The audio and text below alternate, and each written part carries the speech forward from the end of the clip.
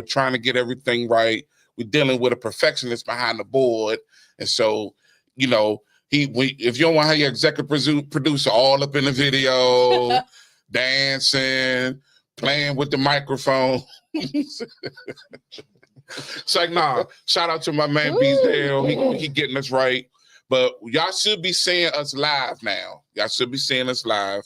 And much apologies to those who was waiting, but we are here now.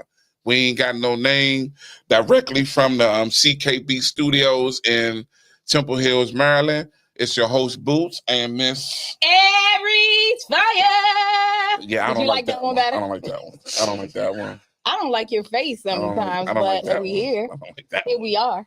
That one you could scratch that. Well, which one do you like? I like the one you did that B recorded over. So now we're doing it again. That was the same one. No, you was a way louder. Well, the microphone in your shirt was on 10 this time. Before it was on maybe like 5. I can't wait till we get you in the hot seat. So talk about it. Thank y'all for tuning in. As I was saying earlier, we are still looking for guests. If you have a business, if you're an artist, if you're doing things in the community, come holler at us, come chop it up with us. Also, business owners, entrepreneurs, we're looking for sponsors.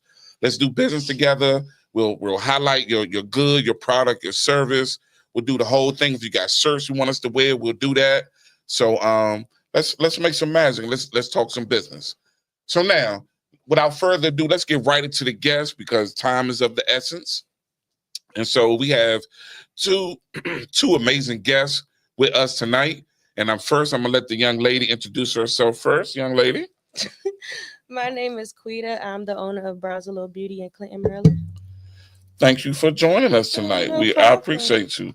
I've been knowing her for not very long now, but we'll get into how I met her and business relationships and things of that nature now. This gentleman to my right, I've pretty much known him my entire life. Don't I say that about all our guests? Time. But you know what that shows you that when people meet me, we remain friends and we friends to the end. Right. Anyway, my man, 100 grand since we were little kids. And I've watched him grow and to be a father and to be a stand-up gentleman out here. So introduce yourself to us, brother. All right, I'm Chris, Daddy Grimes Phelps, artist, producer, songwriter, musician, multi-instrument, just a wide scope of things. But If it make noise, he could play it, man. And that's my boy. That's my boy. So all right. So like I said, time is of the essence. So we're gonna get right into Miss Quita. As you dropping the phone. It's all good. So you are the owner of Browse the Lord. What is Browse the Lord? Tell us what Browse the Lord is. Browse the Lord. Browse the Lord is Browse the Lord Beauty and Sweets is where Browse the Lord Beauty and Sweets. I started with Browse the Lord, but I added sweets when I got to Clinton, Maryland because I added sweets literally to my business. Nice. Yeah, so first it was just me, and now I have sweets in the storefront. So in the front of the storefront, it's booths, and in the rear is sweets. So Browse the Lord Beauty and Sweets. I've been pretty much is me starting with doing eyebrows. Pretty much a one-stop shop with eyebrows. That's what it started as. Wax, tint, lamination, permanent makeup, microshade, microblade. Do you know what all those things are? I do. Okay, because I don't. I can tell. I don't tint. I'm like windows. Brow tint. It's like adding a dye to your brows to enhance the brows. Oh, okay. Yeah. All right. You can use a little shaping. You see that? No, man. No. No. See, here we. All right. Okay. All right. Continue. So pretty much a one-stop shop for brow. Okay. Brow services, including removal. Okay. Wow. So anything you need for your brows, I do it. Okay. And then I wanted to expand to help other beauty professionals and stuff like that. So that's when I had got the sweets. I wanted to do the sweets, but I didn't know that I was going to step across that location where it was already built out like that. So it was perfect. And that's what made me go ahead and pick that location, because it was already set forth for what I wanted to do. So I felt it was perfect. So that's what Browse a Little Beauty and Sweets. That's what's up. At this juncture. So how I met this amazing entrepreneur is one day we was at the fish market, just happened to be at the. So let me give y'all a little bit of. Let me give y'all a little backdrop. I partner with infused extract juices and things of that nature, and so one of my good friends and previous business partners, Miss Shannon, if y'all remember, she used to have a like a vendor marketplace right down the street from here, and infused extracts we used to sell the juices out of there. And so eventually she moved on, and she moved on from the business, and so did, of course, infused extract. So one day I'm chilling in a bar, and it's me and my homie, and we happen to start kind of friendly talking to two young ladies at the bar, and Quita was one of them. And she happened to mention, yeah, I'm just coming from work from down the street. And we was like, where? And you actually said the address. And I was like, hold up, I know that place. And then we just started talking from there. And I was telling her, yeah, I used to do business out of there with Shannon. She's like, you know Shannon? Yeah, I know Shannon. Shout out to Shannon. And we just went from there. And so we started talking, and we formed a business alliance of our own. And and that was probably like spring, like around the spring of this year. Was that spring of this year? Spring, summer, right there. Mm-hmm. And even since then, guys, I've seen her grow that shop and revitalize it and make it. When you walk in there now, it's totally different. Totally different. And it's nice. It's really, really nice. So I encourage all you ladies, because there's a lady in there that does nails too, right? Yep, I got it. So what are the services? Brows, nails? So I do brows. Until I start my classes back up, I'm going to have some help there. But we have 2 lash techs, and we have a nail tech, and we have an esthetician who does body waxing. Actually, one of the lash techs that are there, she is an esthetician, but she focuses on lashes at Brows Allure. Okay. And she do her other work, her aesthetic work in Bowie. Okay. So she doesn't offer the skincare stuff in the Clinton. No, but the other esthetician does. And she does body waxing and stuff like that. So again, nice. I was a one-stop shop for brows. Now it's a one-stop shop for all beauty services. Nice. That's good to know, because I whenever I go on vacation, I get my back waxed and stuff like that. Because as a man, I got a little bit of hair on my back, and I hate it. Yeah. So that's what's up. They coming in. Yeah, they coming in. Or you can give me a gift card. Get your co-host a good gift card for Christmas at Brows Allure. Just for a certain amount. Now pick the service. We'll talk about it later. Yeah, but yeah. Okay. Do you have gift cards? Do you?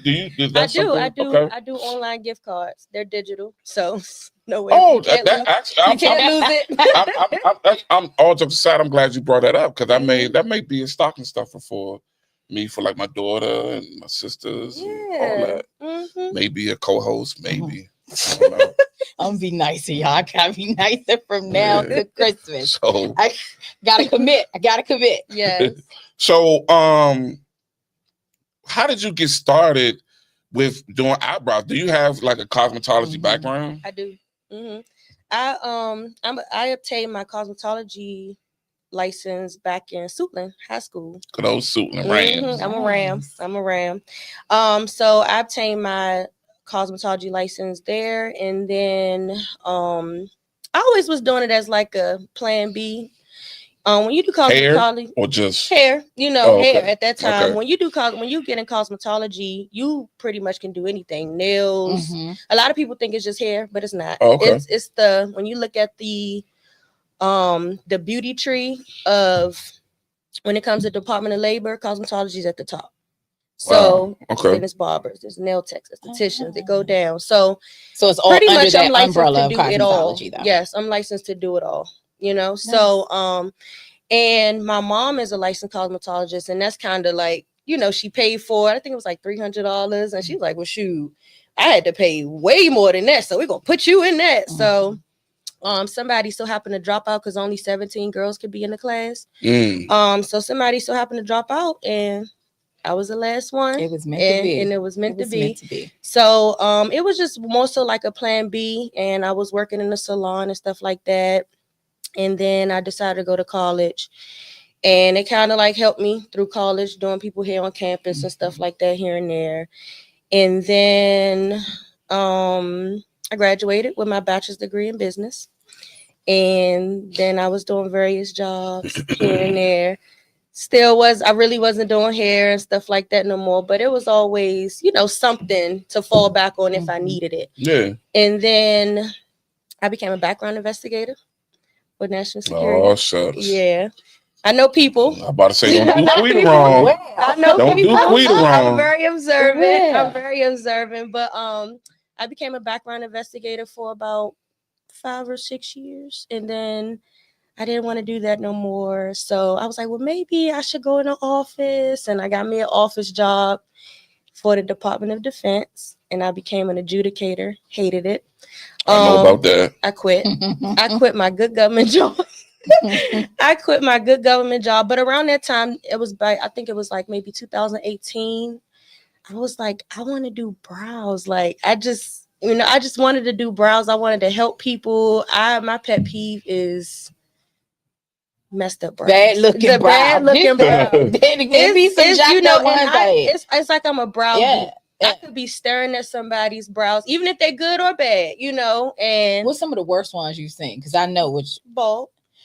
Mine is the ones who like shave them all. Yeah, they shave them redraw them all, and I'm like, it's no way your natural brows look worse than that. Yeah, I just can't believe it. I probably got one of the hardest jobs in America, other than being a mom. I mean, it shapes it shapes the whole face. Yes, like because it matters. I'm working with women. Oh, well, I'm working with the most asymmetrical part of your body, and I own a business. You know, it's hard. It's not the easiest thing, but it's rewarding. Yeah.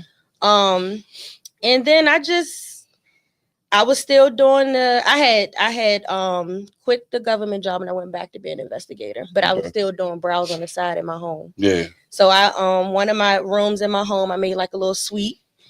And then I was marketing to the point where it was like, does she work from home? I don't know. Like, you know, but I was still a little skeptical about having people there. And then COVID hit, and I was a senior investigator at that time. And when I saw that I wasn't getting cases, I knew I was on the chopping block. Yeah. I knew I was on the chopping block, because if I don't get cases, nobody getting cases. So that's when they fired us, because nobody was getting investigated. Nobody was getting hired. Right, so who am I investigating? Right. You know? So I just didn't have a desire to go look for. I did it because I was applying for jobs, because I mean, who wouldn't? You know, you got bills and stuff like that. And then I was just compelled to go get a suite. I called the jobs that I did get, that they called me back, and I said, I got another opportunity. My opportunity was the one I created for myself. There you go. So I got a suite. I remember the suite at that time was like $500 a month. I called my dad. I was like, Dad, you got $6,000? He was like, yeah, why? And I was like, okay, you know, because in my brain, because I had to sign up for a year. They make you sign up for a year at that place. So I was like, well, if I got paid up front? No, but in my mind, if my dad got $6,000 and I can't make it, that means you said you got $6,000, so I could chip into your money. Right. Lo and behold, I didn't have to use his money. I was paying that with $5. I was like in this commercial space. It was no, like, you had to market, because nobody can see you. Like, you had to market. And between my family, my friends, everybody just sharing stuff, excuse me getting better at what I do. And I just started adding more and more services, and it just took off. It just took off. It really took off, and a lot of dedication, faith, praying. Amen. Well, that's what happens when you take something that's a passion and you decide that you're going to stick with it. Yeah. You don't let anything else or Mm-hmm. any, like, you don't let the circumstances or like even things that don't look like it's going to align. You don't let that shift you. Yes. You just keep going. I'm telling you, and that will absolutely pay off because it's meant to be. When it's meant to be, right? The universe will pay you exactly what you need. Absolutely. Where I'm at now, I don't see nothing else but this in my. I just feel like I'm just gonna keep going up and up. I don't see me ever being able to work under anybody else. Like I don't see that in my future at all. That's awesome. I have too many ideas that I didn't even tap into yet. You know, that's awesome. So.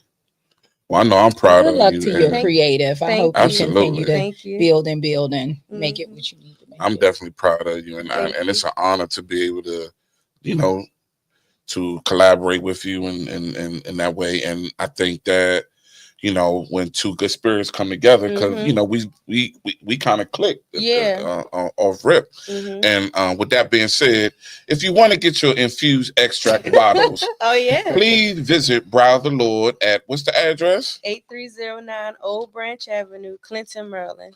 8309 Old Branch Avenue, Clinton, Maryland. You go up there, you get your bottles.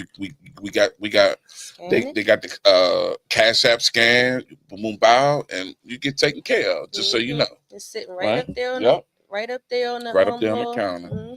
So well, yeah, that's that. You have an amazing story, and I really wanted to bring you on because I wanted people to hear your story, because you never know, it may be somebody else out here that's kind of going back and forth about whether they should keep their good government job.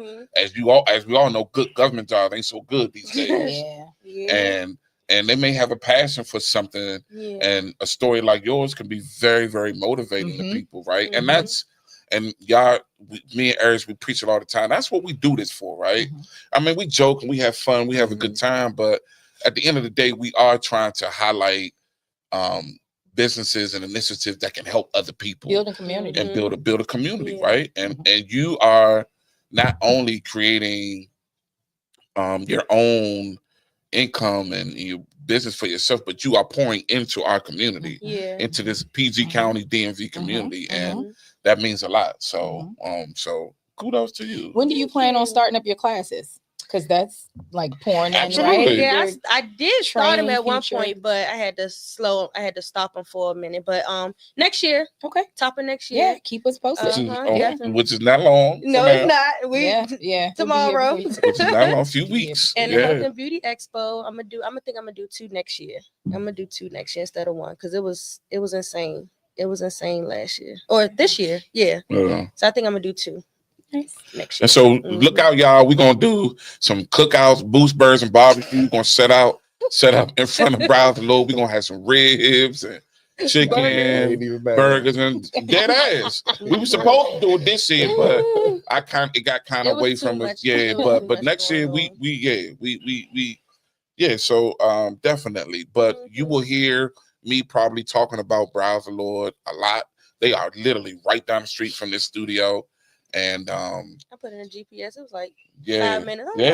So those are my folks, man. So definitely hit them up. How can people find you on social media and stuff? At Browserlord, BROWSALLURED _, and that's across all platforms. It's the same spelling. Nice. I don't want y'all to be confused. Same spelling for TikTok, Instagram, Facebook, Threads, all that. BROWSALLURED _. There you go. Just one underscore. Don't put 2 or 3 out. Just one underscore. All right. Well, thank you, Miss Quita, for joining us. I appreciate you sitting in and sharing a little bit of yourself. Absolutely. Now, Mr. Chris, I know you. I remember you being, a youngin, playing music and all that. So how do your family, right? And, growing up, I knew your mom and dad and your brother, your sister, your families, and our families were families pretty much. Right. But how did you get started in music and being a musician? And what age did you kind of really get into it? Well, age-wise, before even picking up an instrument, I danced. I'm a dance. Oh. Yeah. So if you ever see me play, I don't care if it's church. If I got room and I'm feeling it, I'm moving. It doesn't matter. I can't help it. You two-stepping. That's what I started doing. But picking up pots and pans, always beating on that. Of course, getting fussed at and everything else. I had an older sibling that played the saxophone, and I wanted to play that because he was getting girls. I had all the wrong reasons. So it took a little while, not really a little while to find my niche. I always wanted to play drums. I basically I was a bit of a rebel. Like I had to fight to get heard or seen. I ain't gonna go deep into that, but it's the truth. My path wasn't as smooth as the oldest. I'm gonna just say that, leave that right there on the table. But my first actual instrument, like I always had the rhythm and everything. I have a cousin that knows Wink from Junkyard and Heavy One. So Heavy One actually is the one that showed me how to get on the drum set. Oh, really? Kind of put it together. A lot of people don't know. I didn't know that. This is not too long, right before he passed away. And so it just went from there. So that was the little bit, I just worked at it. Yeah. Eventually, time went by, I was able to get the actual drum set. Yeah. But I picked up the bass at 14, bass guitar, and that's basically where I fell in love with that instrument. That was my and I gotta give a shout out. The reason why I picked up a bass guitar, Ricky Kitchens from Mint Condition. That's my dude. And shout out to you, Rick. I'll make sure he sees this. I got a good rapport with them, with Odell and Rick from Mint. So, but his energy and everything, picked it up. I had a 1-string guitar in the house, just 1 string on it. Picked up, first song I learned how to figure out on 1 string was I Want You Back. Jack's 5. My mom walked in, was like, yo, you did it on your own? Yeah. And I said, yeah. So eventually Pops, somebody he worked with, he was able to get a bass, and that's where it started. Okay. Playing by ear. You know, a lot of musicians like that. I know that, even we know coming up, started in the church as far as playing. That wasn't me, like far as playing the actual instrument. Yeah. I thought I made some noise so I can get a chance to kind of cut my teeth. And his father actually was a big proponent and just a great support. Gave me a lot of, I'm done, like literally cutting my teeth. And I am like really just trying to figure out my way, but I'm a funk baby. R&B, like that was my print, like all that. The time, that era. So time goes forward and, going through high school, just learning and trying to pick things up. And my first running with the business, I was 18, so fresh out of school. I graduated on 17. It was 18. My band teacher said, hey, I got a lady who wants to do a project with a group. They want to record it, it's going to be paid. And I was like, okay. Even with my homeboys, and everything sounded good. Oh, Lord. Every hour we spent in the studio, we should have gotten paid. So we doing all this work, 24-hour sessions. We there all night. I met Raven Simone at one of those sessions. This was she was younger than me, but a little younger. Really cool, really nice. She was working on a project. Just kind of experience. It was fun, young. And the day came where we finished a lot of the recording. We went to Largo band room to listen back to the playback. We're listening to the music, and I'm listening. I'm like, that's not me. It was a keyboard bass. What? They brought professionals in and scrubbed over everything. Dang. So no paperwork. Oh, we signed. God. That was the first and last time I learned it quick too. That lady owes me like $20,000 of work. But that was my industry lesson. Getting jerked. Everything Whoa. there forward, the business had to be right. We can verbally agree. But if I could smell it, if it don't smell right, I'll stop on your mid gig if it's fine. Absolutely. Yeah. But long story short, but that was the first. Okay. First doctrine into the industry. Yeah. Just that And I don't have a whole lot of horror stories. For one thing I do want to say, because I know I was coming on here, and any of the young people that may be watching, or if I preach to my kids, do not let social media gas you up. Everybody's journey is different, and everybody's not the same. I had opportunities that was presented to me. I had a representative from Matthew Knowles back when Destiny Child, them two girls just left. And I'll give you a quick how I got that call, but I turned that down. All money isn't good money, and I'd rather keep my soul intact. Yeah. So I picked, if I didn't feel it, and my heart, my soul's not speaking right, I don't move on it. So basically, I mean, and it's amazing that I even had that opportunity to come, and like a quick short. Bobby Malls, actually, he went to my our church too, but he used to play for CCB, and he's the one that wrote "Classy Girl in My Fatty." Like that's him. Okay. And with the TCB, he was my producer, like when I'm on the mic and MCing and stuff as well. But he had a guy working with a saxophone player, so he wanted the demo. He was going to send it to Matthew, whatever he had set up. In the basement, I had tape decks and DJ mix. I'm just makeshifting. I had no money for a real studio, but the quality and the way the demo came out got their attention. He was like, "Oh, you know, who where'd you do this at?" And they gave my info. I said, "No, I just did it at the crib." At the crib. But that's one thing. I think at an early age, it was a great experience to see that. But at the same time, I'm like, man, I don't know. You got stuff going on with them. I don't trust that. And I've already been through what I just been through. So I was really hesitant. Yeah. But that makes sense. But the respect for my ear is what, you know, it's really dope. You know, that's what's up. So we got opportunities, and you know, as far as the professional side, I got my first like professional gig for a African indie artist. Okay. Back in 2011, and just from there, certain doors opened up. Yeah. I end up where we recorded Vault Studio. Shout out to Jake that runs Vault Studios in Hyattsville, and the crew over there. Used to be in DC. It was called House DC. And I'm the session bassist. He calls me in. I had spots for commercials, and nice. Matter of fact, I did a Microsoft spot a couple years ago for Christmas. Me and my homegirl Andrea. He knows Andrea. Absolutely. Shout out. I'm gonna post that because it's Christmas time and we did a spot for it. And it's just, you just never know. Every gig, you can't accept every single gig that comes your way. Money might seem good, and that's cool for the moment. But how I pick my stuff, I was looking at the long game, or just even if I believed in it, I work with you. You don't pay that much. Again, it's just how I do my business. I might take a little upfront, but I have royalties on the back end. Yeah, by my publishing and stuff like that. But a lot of doors that was open was from the gigs that somebody might turn their nose up, and next thing you know, how'd you get here? How you playing for this or opening? And So what do you like?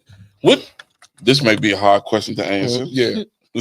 What brings you more satisfaction? Playing with Black Passion, like on stage at a go-go, or on Sunday mornings in church? It's a good question. Now, I know, but it's a good one, but I can answer it. Everything has its purpose. I haven't played on Sundays for a little while because unfortunately the church had to move, and I couldn't adjust to the rehearsal times. The morning times was fine, but I just couldn't do it. So right now, but that's my church, and shout out to Liberation as well. Shout out to Liberation. Yeah, so I'm just on a break with that. I enjoy it. My soul needs it. Me personally, I prefer to be in the studio. Oh, okay. But then I'm a band head though, man. I get that. I like the unit. Even when I was marching band high school, I'm a band head. So it's a balance. Yeah. So like, there's times where I need to be on stage, and it's not about everyone out there. It's not even about me. It's like, oh man, I'm itching.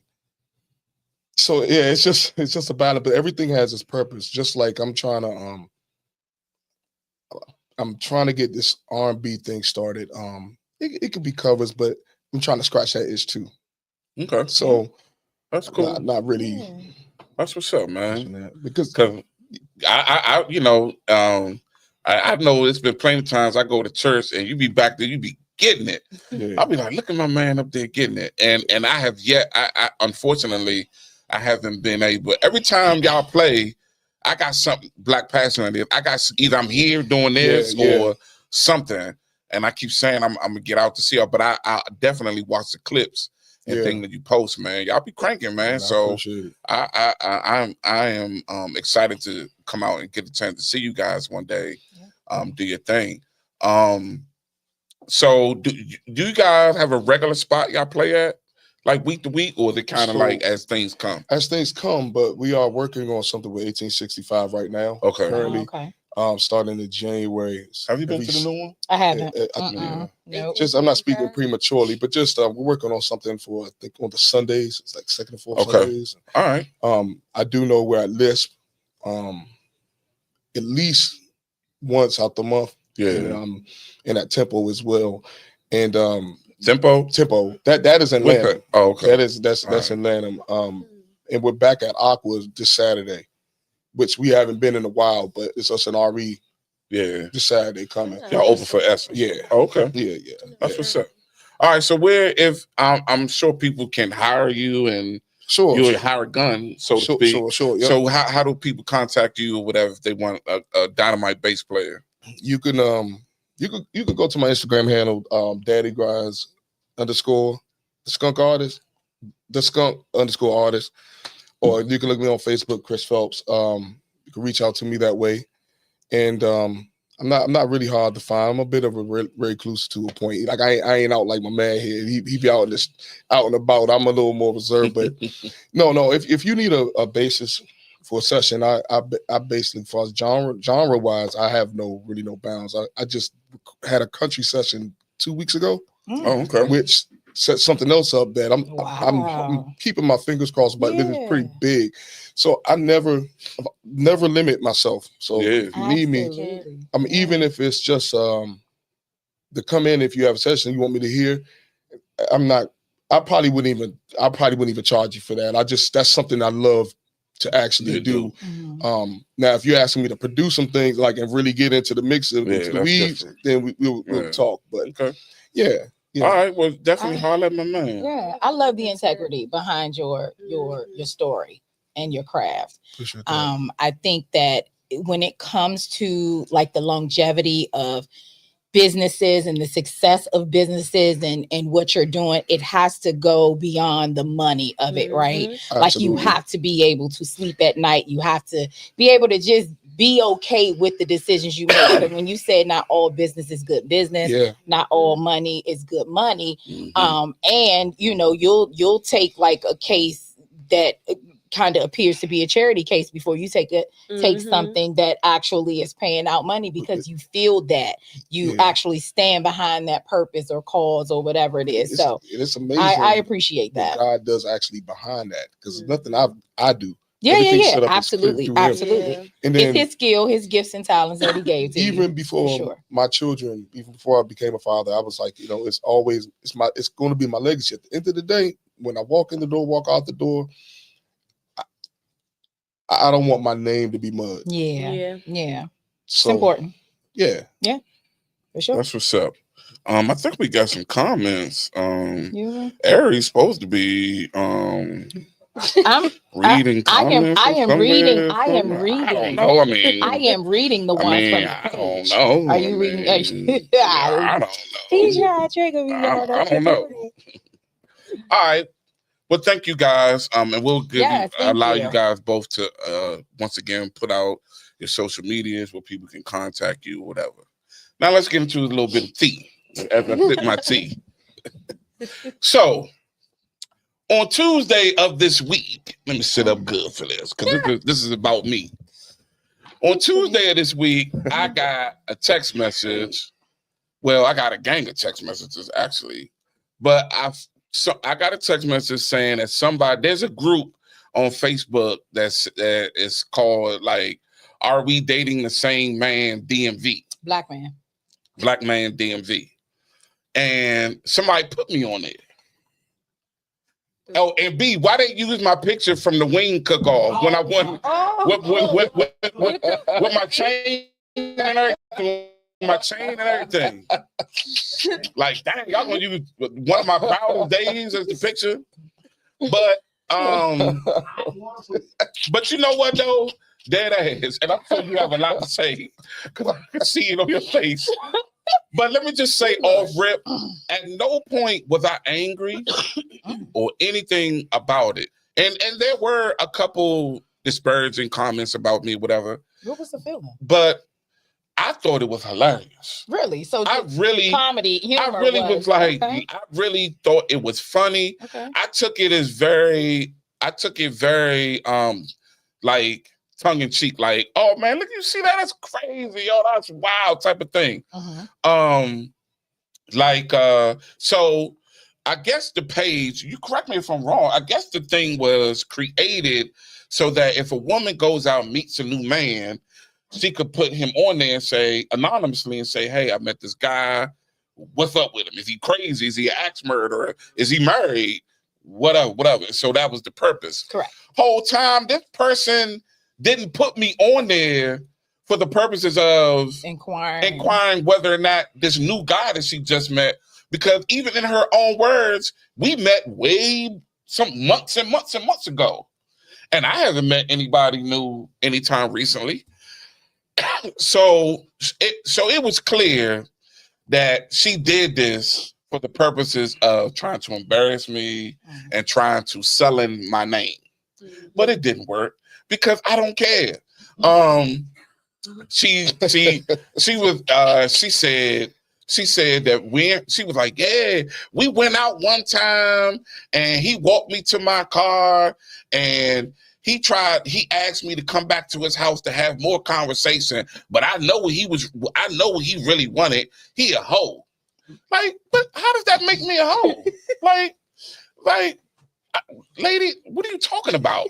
And so she said that, and then another girl came on there and she was like, Jesus. Yeah, I used to mess with him and I slept with him and he's a cool dude, but when you sleep with him, he only want to do it one time and then he go to sleep and he suck his thumb when he go to sleep. Listen, let me tell y'all something.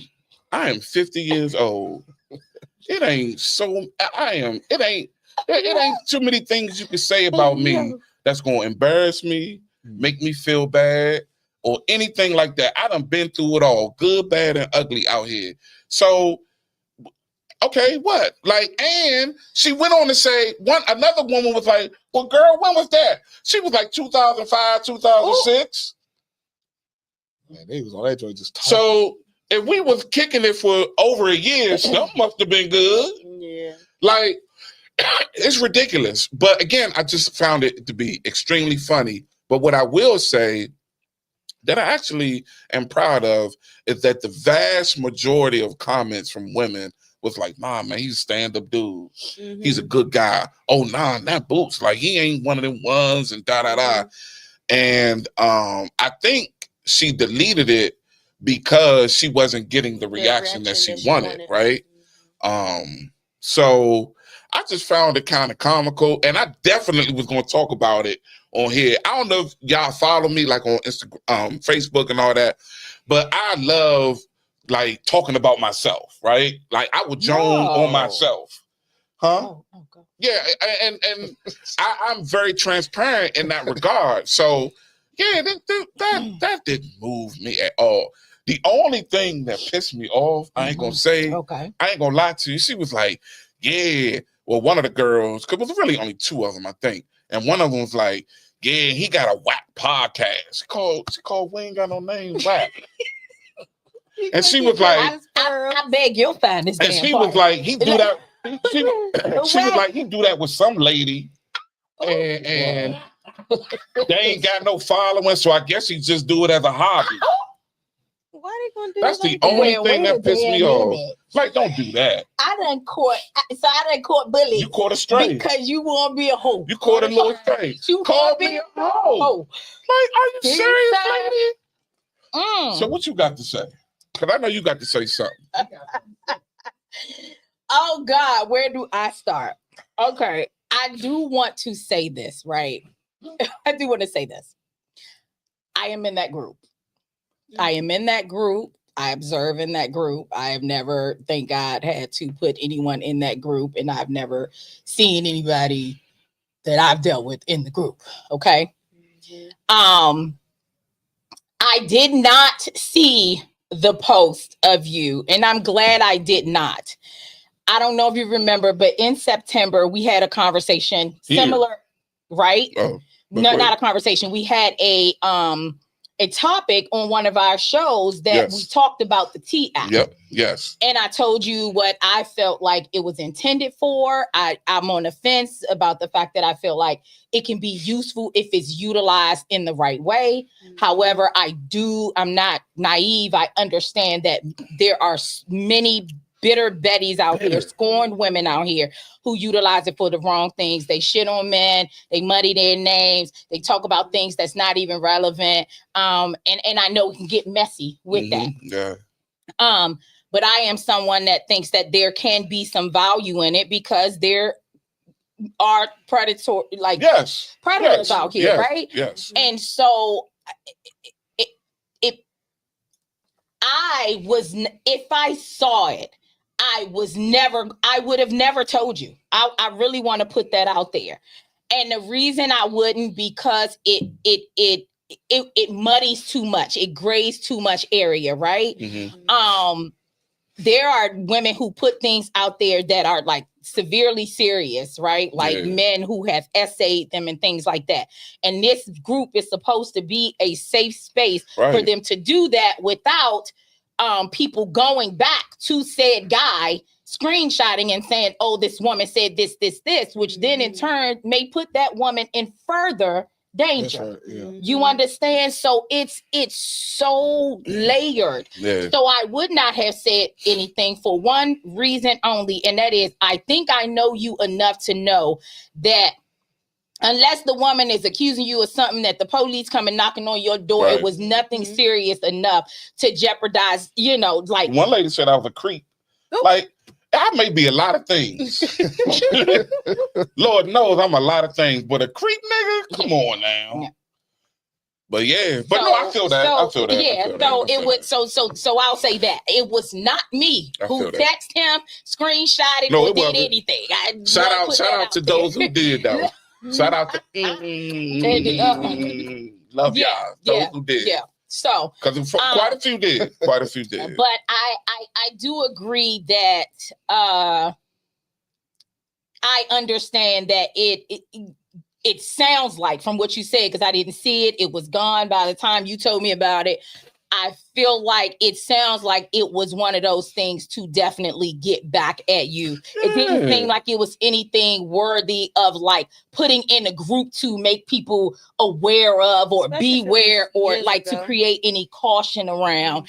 And that's unfortunate when that happens. I wish it was a better way, but it sounds like you. And honestly, And honestly, if that wasn't happening, what you just described, you probably wouldn't get women screenshotting and sending it to people. The drama. It would probably be it would probably be taken a lot more seriously and more discreetly in that regard. But when you do have people coming in there for the purposes of being messy and to try to like I said, selling someone's name with frivolous dumb stuff, like how a person has sex or how a date went bad or he ain't want to talk to you no more because he smashed and that ain't what this about, right? And so that don't mean it's gonna be me. Because and furthermore, you just said the one that said 2005, baby, we 2 decades. That was 20 years ago. Right? And so it's one of those things where, a wild boy 20 years are you ago. the same person? Are you the same woman that you were 20 years ago now. So you got to allow people and leave room for people to actually grow. It's irrelevant information unless you sitting here talking about, yeah, I dated homie 6 months ago and he ain't had no job. Is that why he ain't had no job? Or, he a deadbeat dad or something. Like, offer something useful. If it's not, like, come on, let's just come up off the game. But we people love mess and they love drama. Yeah, and the funny thing about it is that I know in my heart that probably those same women will kiki it up with me. Mm-hmm. Absolutely. They probably be. Absolutely. If I post anything, they be, Boost, you so crazy, whatever. And keep it a buck. I could probably call them or text them and be like, what you doing tonight? Oh, Jesus. What's happening? Well, what? Let me tell y'all. Along with everything else I said before, I listen, everything, like to your point, everything ain't for everybody. I'm not gonna sit up here and act like I'm some playboy with the biggest wallet in my pocket, the biggest thing in my pants, and the biggest house and the biggest car and all these things where I just get women by the boatload. But I do all right. I do all right.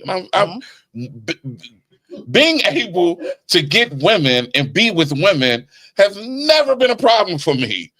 And because of that, I've never had to be a creep, a liar, a deceiver, a man that, got all these situations and I'm telling women and just these dudes that you hear about that are out here just being disrespectful to women and their feelings and their emotions, right?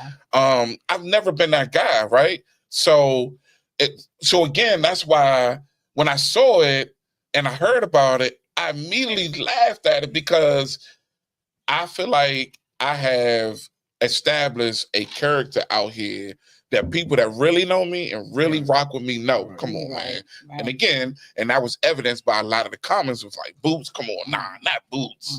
This ain't, nah, woo, woo, woo. And I'm sure a lot of people got laughs as I know there was a couple group texts going around. I heard about Boots. I almost gave him some butt before it. All kind of stuff. All kind of stuff. And that's cool. And that's cool. I mean, people talk. We all talk. Men talk, women talk, everybody talks. So I don't care who you are. So it's cool. I want to read a couple comments. Oh, yeah. Let's get into it. Let's get into it. About how great of a character and how great of a guy you are. Tracy said the post was hilarious. And Dee Marie was like, the funny part was a lot of folks was just like, he's handsome. He probably can cook well. She did not get the feedback she was looking for. Tracy said you had more good comments than bad. So, you ain't have to sell us too much. A lot of us are mutuals and we know you're a good guy. Everybody, listen, everybody out here, man or woman, if you've lived to especially be our age and you've dated people, then you're gonna have some people that don't have very good things to say about you. Regardless, for sure. Whatever the real story, whatever happened, you're gonna have that, right? Whether for whatever reason it didn't work out. I know I've told women straight up, listen, I'm not interested or whatever, and they get upset. And because they get upset, now you this, you that, you fat nigga, you this, whatever. But you was loving this fat dude when it was 30 degrees outside. It was Netflix and chilling, rubbing on his belly. Let me be quiet. See, y'all gonna get me started. But no, I wanted to talk about that because to Ari's point, we did kind of touch on this subject in an earlier episode. And one of the things we talked about was that if you saw somebody on there, would you tell them? So I want to ask y'all, if you saw it and it was me, would you have told me? You my girl now. No, I don't think so. Why not? Gossip. Yeah, what you was talking about earlier. Yeah, I get that. Like he didn't say it when he said, but it won't be. It's nothing that was it won't be nothing like that affects you, your bottom line, your businesses, your children, your family. Right? To me, that's something I'm like, listen, this is. Because then we get into some gangster shit. You know what I'm saying? Like this is putting your name as being, in these streets for a not so good reason, and this can potentially damage or harm you in these areas. Like to say, you know, you don't like going the second round. I don't see that. That's like, no, you said that's what the lady said. That's what the lady said. Now, you know, I ain't gonna go there, but I mean, hey. But I'm tired. Listen, at this it's scheduled for a 12-round fight. But it's going in early. Oh God, I'm tired. It would be more so one of those. Oop, noted. Okay, but I wouldn't tell you. And I mean, I just laugh at it, or you know, and even and even the serious side of something like that. As grown adults, I could really go into having a conversation about that, right? And about how sex and intimacy happens between adults, and when you're talking about reciprocity and. Oh, you just expecting to give, and not receive it, you know, and we can get into all that, but it ain't even worth it. But at the end of the day, like Shorty said, this was a year-long thing. Right. So something was happening. Been doing something. Something was happening. Something been doing something right. But I'm turned off. I'm turned off.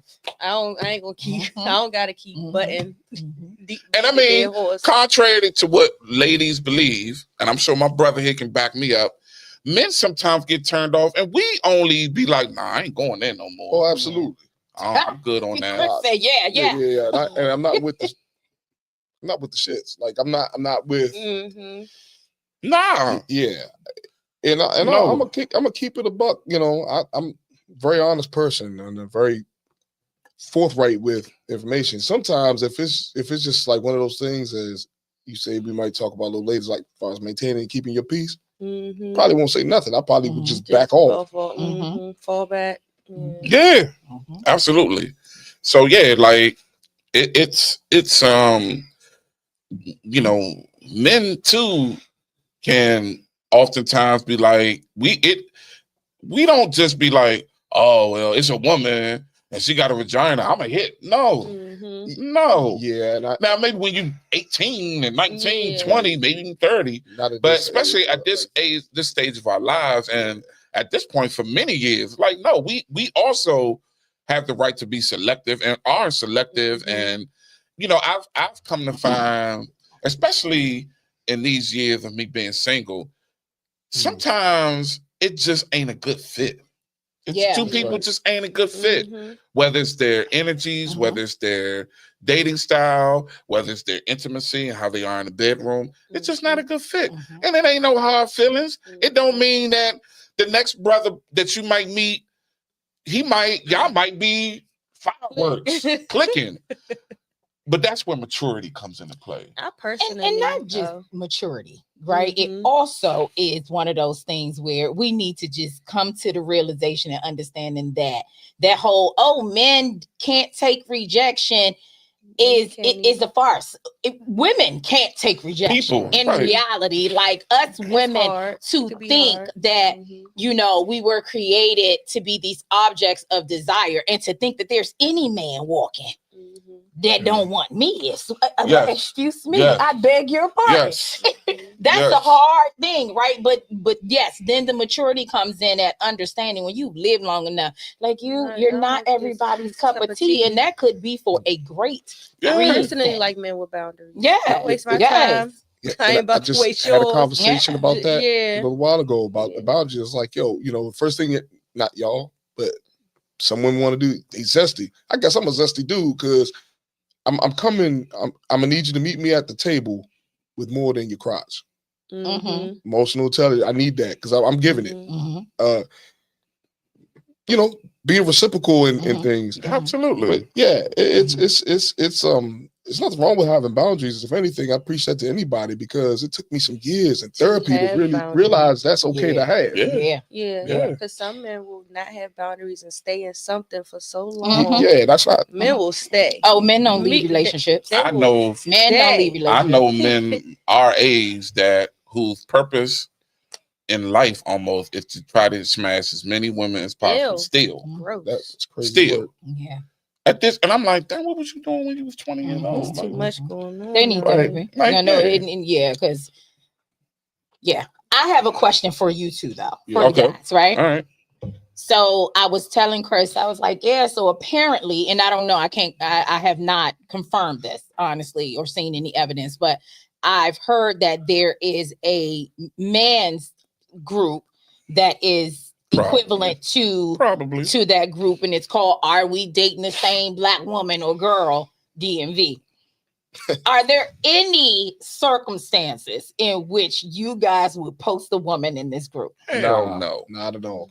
Hell no. Not at all. Hell no. If she came to your house, I'm trying to think of a violation that's not even like if she that, like if sexual. she violated. If she came to the house, I'm not gonna do that. I'm just not gonna rock with her. Came to the house, sexed you real good. You fell asleep. You woke up. She done stole all your watches. Oh, I found it. I found She done stole your watches. I found it. I would be a fool. You ain't gonna put her in the group. Be like, hey, beware. I would be a fool to do that. Steal. She's a thief. Don't let her in. Because I feel like even if I did it anonymously, I feel like that will put me on Front Street, and the things that I do to retaliate, it's gonna come back on me. Gotcha. I'm a retaliate. No, I wouldn't put that kind of stuff out there, because I honestly, I mean, Lord, if that was the case, I'd throw my ex-wife under the bus like that. We'll talk, but I gained nothing from it. No, there's nothing to gain from that. That's some sucker shit. It is, because at the end of the day, you know, God bless whomever they may meet or end up with. They'll find out. Yeah, and it's like.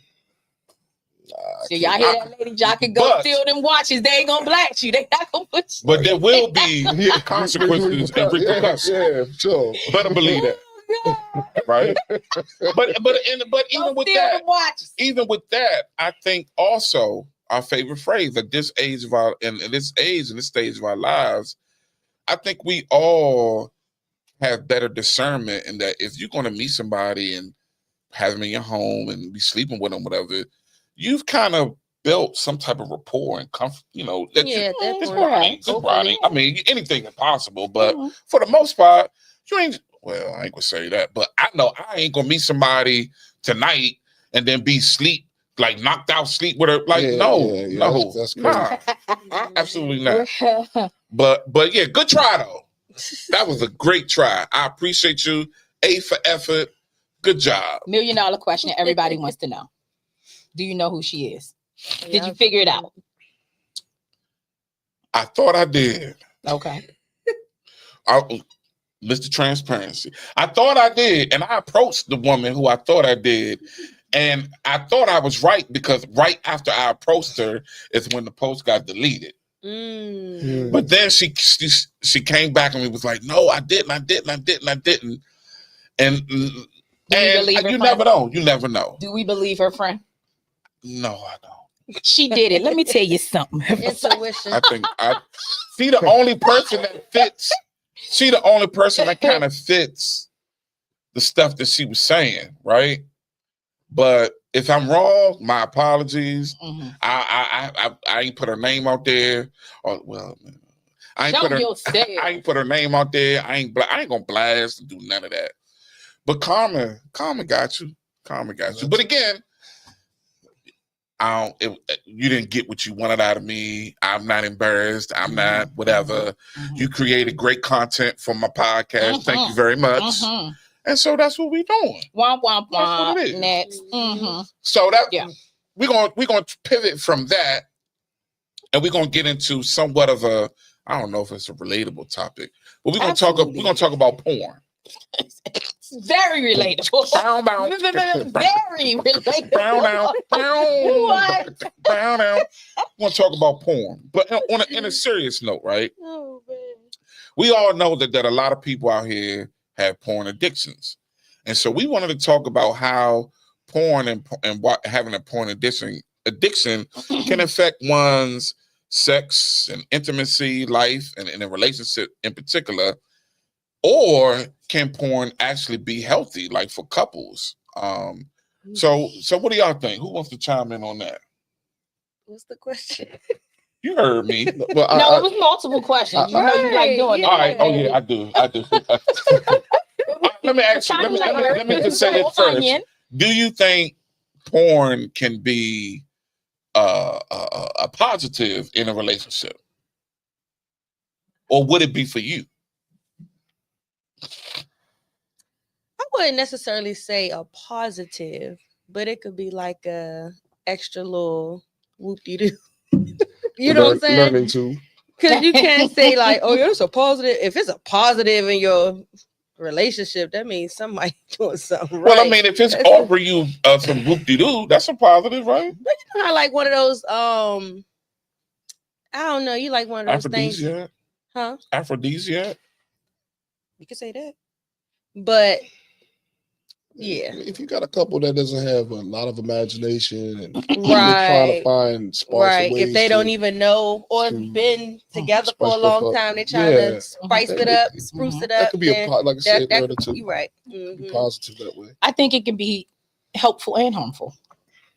Yes, helpful and harmful. Both. I agree. Yes, yeah, I agree. And definitely, like I said, when it becomes an addiction, and I know this topic came up because I was talking to a person who's a therapist, not my therapist, but a person who's a therapist, and they were telling me about how a lot of men, they don't realize they have a porn addiction, right? If you're watching porn in the morning, when you come home from work, at night before you go to bed, and all these things, you might have a bit of an addiction. It's like picking up a drink.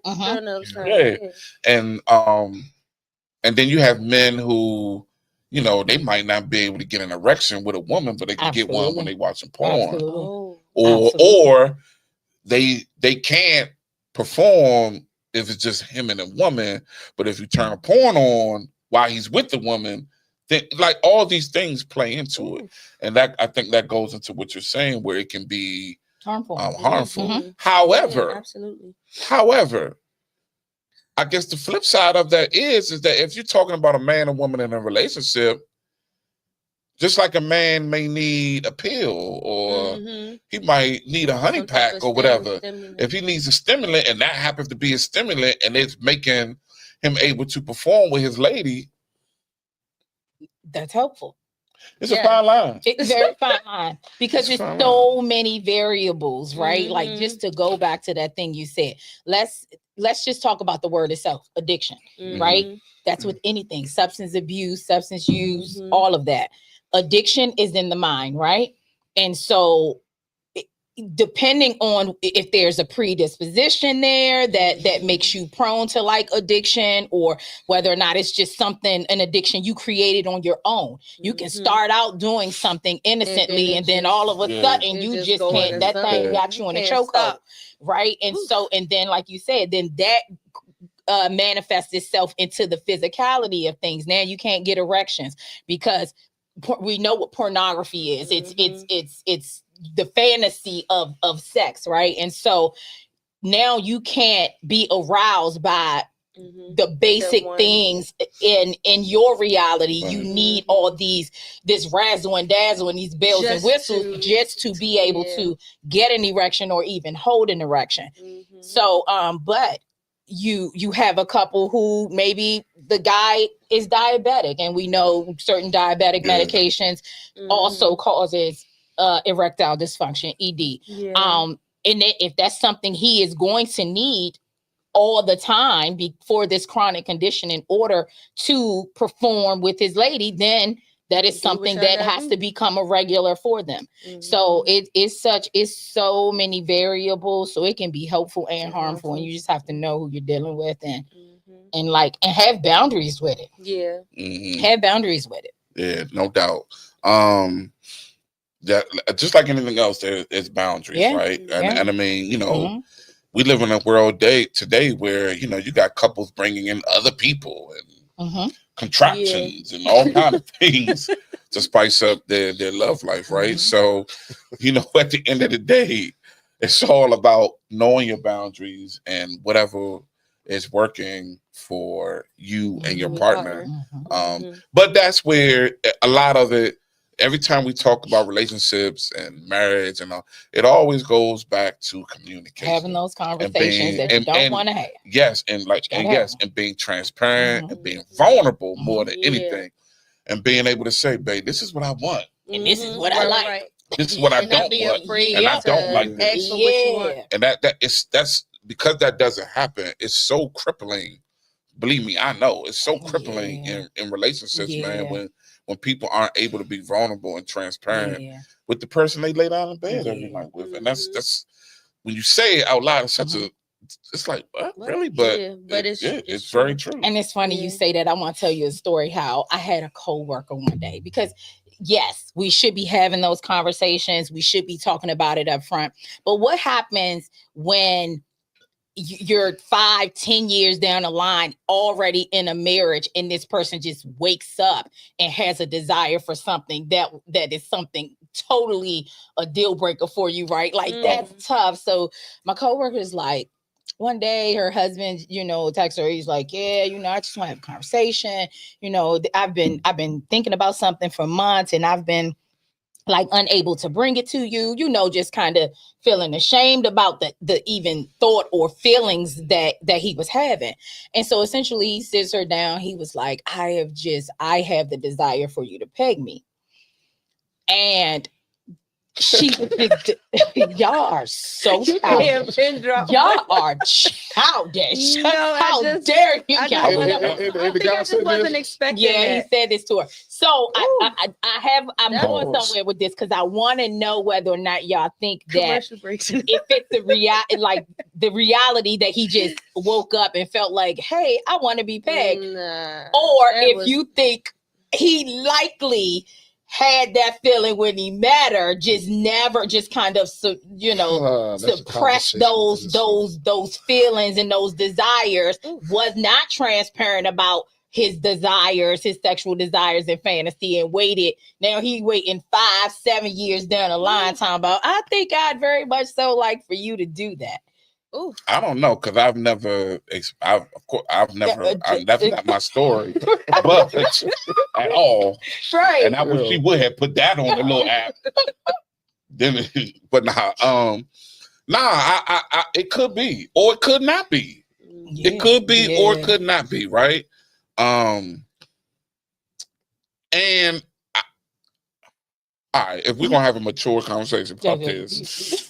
We're gonna be mature, right? We're gonna try. All right. We're gonna try. I necessarily can't blame the guy if that is something that he suppressed in himself and felt like, okay, I'm finally at a place where I'm comfortable. Maybe he talked to his therapist about it, and his therapist have been encouraging him to be vulnerable, be transparent, and finally he got to that place, right? I mean, isn't it better that he comes to her when he comes to her, as opposed to getting some other broad to do it? Yeah. Now, when you want to talk about, if you want to talk about whether the woman will be comfortable with knowing that her man likes something like that or whatever, that's a different conversation. But I think that to answer your question, it could be something brand new that kind of sprouted in him, or something that was always there, just never really felt comfortable bringing it out. And I don't think that's necessarily a bad thing. Okay. Right. So when you're married, how do you approach that? This is a marriage, right? And this can be a thing. Yeah. How do you navigate it? This could be a thing that completely disgusts you, gross you out. Do you completely just like shun at it and like knock it down and have the potential of your partner like caging up and going elsewhere? Or do you just like lean into it and try to do what you can to keep your marriage? And I'm gonna make it real personal, because y'all I feel like y'all able to stay in the safe zone because it's about someone else. Say your wife 5 years down the line like comes to you and says, oh, I've always had the desire to want to peg you. I really feel like I want to do this. I need to do this. Is a fantasy of mine. I want to see you in that. No, don't shake your head. The reason why that's a hard no, that would be a hard no, because it's you doing something to me. It's my desire. Hard no. It's my desire. You're my husband. No. It's my desire. We're supposed hard no. It's hard now. So we take that on off the table now. Yeah, we don't even have to discuss that no more. Yeah, So respectfully. So I get to just now. I'm gonna go out. I'm gonna peg somebody. So do I get to go out and find? No, you don't somebody get to do that. But if you were so inclined, then that's on you. And if I found out, then so our marriage is over. The fact that I have a desire to. If you make our marriage about that, then yes, I guess. Oh, now it's making our marriage about it when it's a desire. In that situation, the woman will be making our marriage about that, right? Because if she's not getting what she wants in the sense of the pegging. No, so me, I can speak for me. If it's a hard no, and like you said, she chooses to move that way or step out, or at the end, I guess that I'm gonna have to mourn that relationship. But that's something I'm not. You're not even working on it. You're not even. It's non-negotiable. It's a non-negotiable. So what I was your wife can't wake up and have changes in her desire. She can. Absolutely. But not that. Fair enough. But what I was going to say on the flip side, when it was the man you mentioned that he wanted his wife to do that to him. If he was my homie, he for whatever reason opened up and told me that I was. Or if I was talking to the both of them, all I would say is, look, just have the conversation and be honest.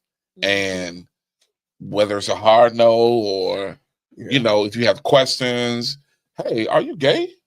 Like, do you feel like you want to be with men? Because I'm sure most women, that's going to be in their mind. Absolutely. Have you ever been with a man? First thing I would ask. Like, how do you know that you like this? Was it something that you did for me?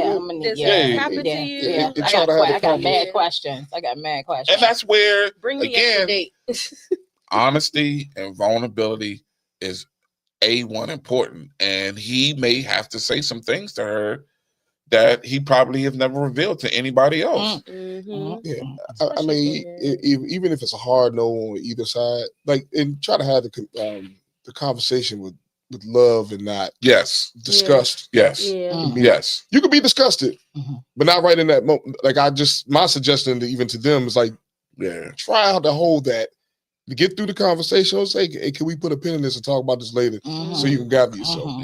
Process. No, process I think that's very important. Because I can only imagine how, like, what it takes to, oh my God, to hear, like.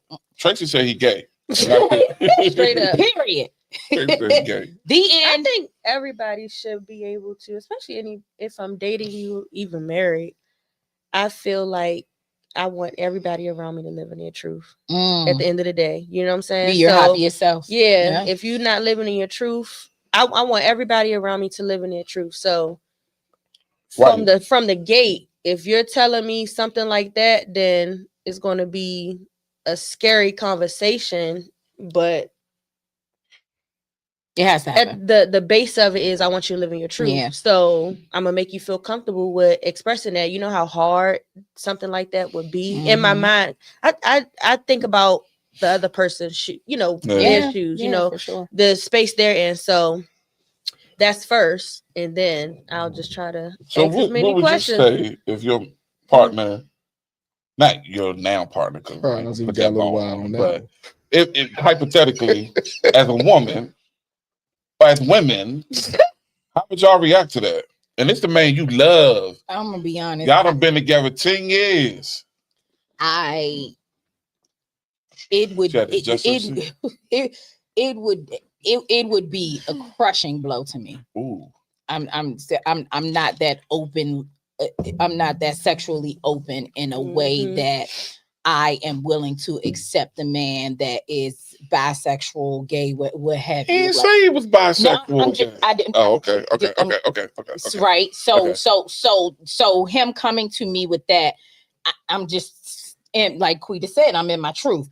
I'm going to immediately think that now this man has the desire and attraction for a man. Right. It may not be his truth. I'm telling you how I'm going to receive it the moment he asks me to place something in his rectum. Okay. We are being mature. I'm telling you, I'm sweating right now. My hands, so it would be so crushing.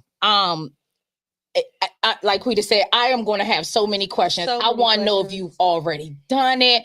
Have you lied to me before? Because you know, as far as I know, you're a heterosexual man. A therapy session between him and I. Yeah. I'm be asking so many questions, and I've seen and heard a lot of things. I'm fairly young, I guess, but I've seen and heard a lot of situations, stories. I've seen and heard a lot.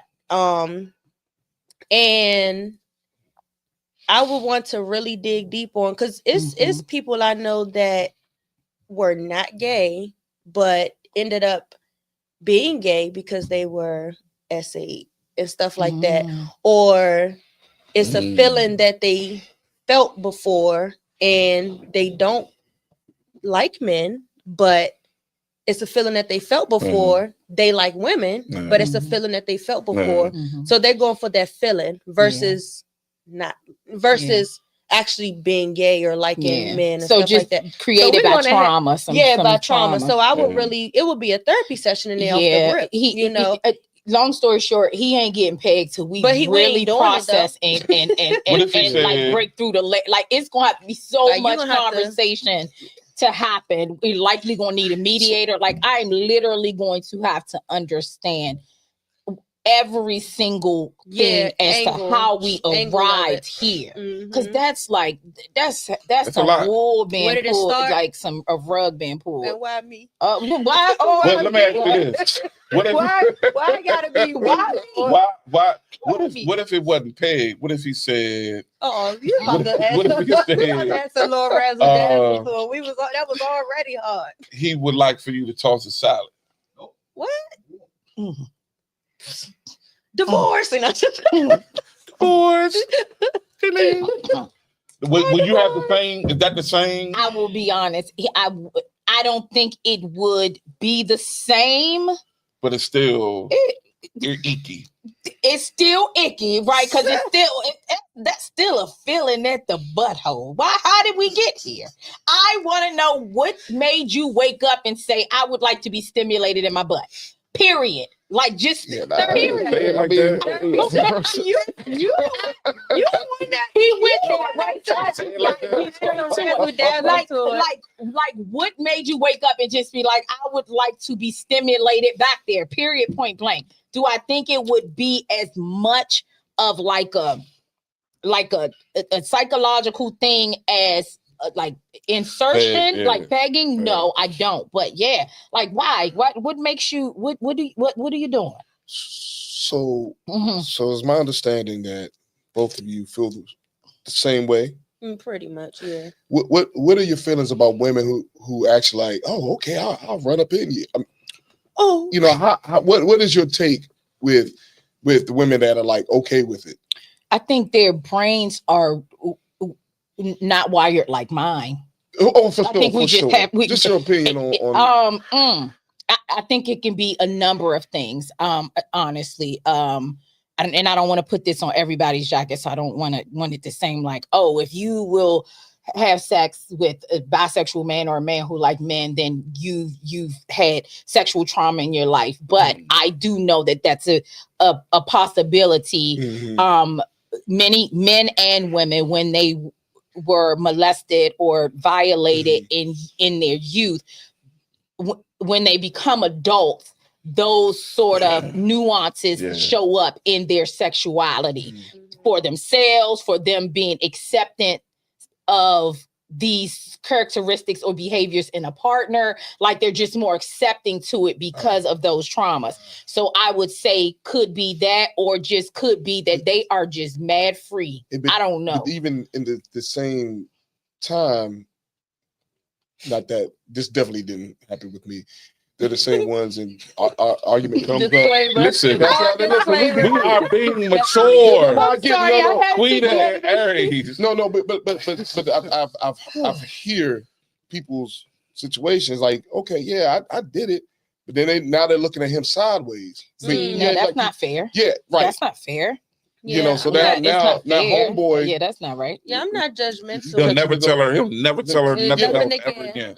I'm not judgmental. And to do that, like I'm in the business of minding my business. That's your man. Yeah, that's your journey. Yeah. That's what you got to deal with. I was happy to do it. And that's my And whole then- point. Like, did you like bait him to see if he would do it just so you could be like, oh, you Then gay? you get into an argument, and then you throw that out. You in their regurgitate. face. Yeah, that's not cool. That's not. Oh, cool. you want to say something? Well, we ain't gonna talk about how I put that thing in your She's butthole. definitely not creating a safe space. She's not creating a safe space for him, like for them moving forward. He ain't telling her nothing. What about it? I'm in a Family Dollar here, and I can hear the conversation. Oh, yeah. So like, it's funny when you said that. I was like, mind you, I usually have my headphones in. I just took one out. I was like, let me go ahead and walk this way. But yeah, it's just wild. Yeah. You know, because that's crazy. Something, you know, you'd be surprised. No, y'all wouldn't. People have conversations that are just not appropriate for public. All the time. So it's well, speaking of freaky deaky, did y'all see the Diddy? Y'all see the Diddy joint? Yeah. That joint, okay. And initially I was like, I'm not watching that. It's like 50 is sucking for doing this. But I watched it and it was very well put together, I thought. It was extremely entertaining. Did you watch it? I did not watch it. You didn't watch none of them? I did. I haven't watched any of them. I didn't follow his trial and didn't do anything. I ain't do none of that either. Yeah. Let me just say, as a person that did not follow the trial, did not watch any of the other little documentaries that came out, I don't know nothing about none of that Diddy. I don't even know why people was bringing up baby oil so much. I ain't know nothing about none of it. I actually watched this and it was very entertaining. Nice. Okay. I will say that. So you do feel like it was well produced and put together. I'm glad I watched it. Okay. Good. I was entertained. I was like, oh dang, like you gave me those shock value moments. You know what I'm saying? Took you back to the 90s music and all that. Like it was very entertaining. But at the end of the day, me personally, I feel like when there's so much smoke, there's got to be some fire. For sure. But I do think a lot of the people were sicing stuff. You know, I do think like there was a couple guys on there that told stories about how basically Diddy sexually assaulted them. Right. I feel like they was in relationships with him. No. They were willing partners. Yeah, absolutely. And now, when things went awry, Diddy might have jerked them, no pun intended, on some business or some music stuff. They got mad. Now this relationship we had, this little casual thing we may have had, now it's, oh, you SA'd me. No, bro. You know, ironic enough, I mean, he was jerking everybody. I'm like business wise. Dude was never. His business was always shady. Always. And then you add on top of that, if you want to get on, you know, the freak offs, the baby oils, yada yada yada. And now they got tape on you and film and everything else. But I will also say this is that I blame a lot of it. If what we heard was true, I blame a lot of it on his mom and how she raised him. I heard that a bit. And this isn't an indictment of women or single mothers in general, but that particular woman, if the things we heard about are even a little bit true, God, she did a disservice to that boy. Yeah, because he came up in it like that. In that kind of like pimp, like lifestyle, and he apparently learned at a young age that how to facilitate violence is a way you show your love to the people that you love. One of his boys that he grew up with said that he was like, yeah, I got beatings, but what he got, that was something different. Right. And to your point, when you were saying about sexual trauma, other trauma that we receive in life also can attach itself to us, and we grow up to be adults and we inflict that same trauma on other people. Man, I just made a post about that 2 days ago. Yeah, bro. So I y'all should watch it. I know you don't like no gossip. She's the anti-Wendy Williams, but no, it is good. It's good. I love Wendy Williams. It's a good. But to sit there for how long was it? It's like an hour long each series. I broke it up. Like any series. Yeah. So what is just like, what is it? It starts from when he's young, a little boy, and there are accounts of. I can see if this is a story about the life of somebody after they done passed or something. I look at stuff like that. you know, like yeah, no, I get you that. know, maybe the story of their life. But it is just like I said, it it's just seemed like interesting. a condemning. It is, but it is interesting. No, I don't agree with how, anything he's done. Right. You know what I'm saying? I just don't. It is interesting how, like I said, how he was raised, what he was exposed to, and how that plays into who he became as an adult when he started gaining power. So that would be my motivation to watch it now that you said that and you broke it down about, you know, it kind of going into his childhood, because I'm big on psychology. So I would love to know, like, do I think Diddy is a sexual deviant? Absolutely.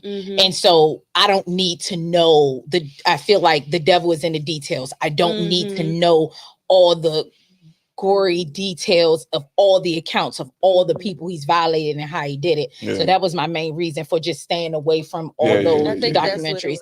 But for me, I'm always interested as to how people get there. You understand what I mean? Like, because, and yes, there are minds that are born to be psychotic and manic and just sociopathic. But I am very curious and interested when it is the environment that kind of brought this person up to what it is. So I will watch it just for that. Antonio said, we all got beatings. You can't say his was any worse than yours or mine. That's not true. No, now I can't say like because I didn't see it. I can't say that because I wasn't there. I didn't live it. But we do know that people. Well, yes, we all got spankings and beats with belts and stuff. There's people out here getting beat the fuck up. Yeah, some people as children. Had to go get switches off and truth be told, a lot of the stuff that a lot of us did go through was abusive. Our parents ain't had no business beating us with some of the stuff, like you said, tree branches and people getting beat with belts as a little kid, 3-4 years old. There's no reason why you should be hitting a 3 or 4 year old child with a belt. Buckles, buckles.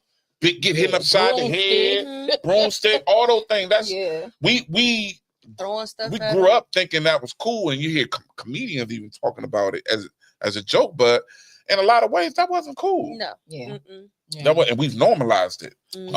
Yes. Kim said excuses, blaming victims because of the shit other people went through.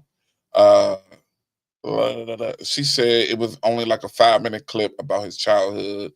Diddy is a devil who got exposed. Well, it was more than 5 minutes, Kim. But you know, he definitely has been exposed. I definitely feel like he got off only getting 50 months. I mean, even just the video alone of him beating up Cassie in the hotel that day should have got him more than 50 months. So, but check it out. I will. But for anybody, if it's triggering or whatever you, then I don't encourage anybody to watch anything that may be triggering to them and anything like that. So in that regard, I do understand. I definitely understand. Yeah. But we talked a lot tonight. We got we're gonna keep 2 other topics. No, one other topic. We're gonna keep that in our back pocket because that's something that's gonna take a little while. And we done talked about me being on the internet and all that's too long. So y'all love talking about me. Man, you put that. You man, pressed. Talk about that. You said in the post the other day, like I said, I gotta hear this, man. Listen, ladies. If my name is in this group, I don't know. Actually, like I'm much like Boots here. I could care less because I know my character's intact. I could live down that and be okay. But I ain't in the streets like that. I'm on that curb, y'all. You know. So if anything you say anything, it ain't true. Let me just get that on out there. I love it. I love it. Unless it's positive. Listen, y'all heard that man said. Don't be putting him in that group. He ain't in there. He's a stand-up guy. Don't be doing nothing crazy. Yeah, one thing you can't say I'm a liar. You can't look. That's what I'm saying. You can't put that. That's what I'm saying. And if he don't like you, he don't like you. Stop that, please. Thank you. Some women don't got a date. It's okay. Some women Everybody ain't gonna like you. I know. And yes, there are men who are going to meet you, talk to you for a little bit, and even go out with you for the purpose of having some type of casual situation. That still don't make them, long as they ain't lying to you, deceiving you, or whatever. Like, chill out, like, relax. You know, you have the right to engage or not engage. But when you don't engage, you know, let that be the end of that, right? You know, I like to say emotional awareness. Emotional awareness, maturity. I'll try to operate in it at this age. Don't be a Looney Tune. And if you don't know where to start therapy, right? Don't listen to us. Amen. Get the professional help. Get the Yes, professional help to figure out, you know, Amen. why you need the validation of every single man that you need, and you need to be liked by everybody, and you need to, you know, because that's not the reality. And so there's that. So whoever put that out there, if you want to come on the show, we can talk about it on the show. You can sit right here next to me. We can talk about it on the show. I won't be live for that one. We could talk about it. Hey, Y'all, I'm not even gonna be. I'm gonna be over there. We can talk about it like adults. You hear me? I'm not even gonna be sitting here. Let me be quiet. Watch the show. You better. You just Thank y'all. Thank our amazing guests. Guests, can you let us know where we can find you again? 8309 Old Branch Avenue, Clinton, Maryland. Browse a Little Beauty and Sweets. On Instagram, TikTok, Facebook, at Browse a Lord, BROWSALLURED_. Visit my girl. I'll try to make this quick. You can catch me on Instagram or TikTok or Facebook. Chris Phelps on Facebook, Daddy Grinds 921 on TikTok, and Daddy Grinds _ the skunk _ artist. I had to do something different with that. That's a hell of a name. Yeah, I know. But I'm playing this Saturday with Black Passion. We're going to be at Aqua. And not only that, and like I said, if you have some music needs, if you need music for commercials, things like that, I do all of that. And then sometimes I post and I share my morning musical therapies. Sometimes I play a game. I use AI to guess the lyrics. You've been on that AI heavy. Yeah. I've been having fun with that, but I'll put guess. I make a little visual cinematic AI Daddy Grinds and see if you can guess the lyrics. So nice. Yeah, it's just have a lot of fun. So if you need any type of work, for the most part, hit me up and we'll talk. There's no guarantees that I'm gonna take all work, but I'm definitely, if I believe in you, in what you're doing, I will definitely work with you. And where can they find you? Yep. Where they gonna Y'all, find he asks me this every week, and I feel like he do it. I feel like he do it. Where they gonna find you at? What is it? 50 Shades of Fire, FIYA, 50 spelled out, shades spelled out. That's IG. Facebook is Aries Fire, how it's spelled on the internet show, and TikTok is Shades of Dre, DRE, Shades of Dre. What shades of Dre come from? So Dre is my initials, my real name, and so Shades of Dre is just like the multi-dimensional being that I am, or the various. I was getting ready to say personalities, but bipolar. No, that would be you. That's what that lady said on that post. That's what that lady said on that post. Though. I would like to. Oh, I'm sorry. Go ahead. You finished? No, I wasn't finished. Go ahead, bipolar. Go ahead. My bad. I don't think I'm getting no gift. Y'all don't even know where this came from. Go ahead. I'm finished. I wanted to shout out our listeners and our viewers. Shout out to KC and Chris Love on YouTube, as well as Naja Brown. They was definitely boosting you up. Hey, Queen, and all that good stuff. On Facebook, my man, hold on, dang, I lost it that fast. My man Antonio Holes, Tracy, D. Marie, my boy Titus. What up, Titus? I see my boy Titus on here. Miss Kim, what's up, Kim? Latasha, who else?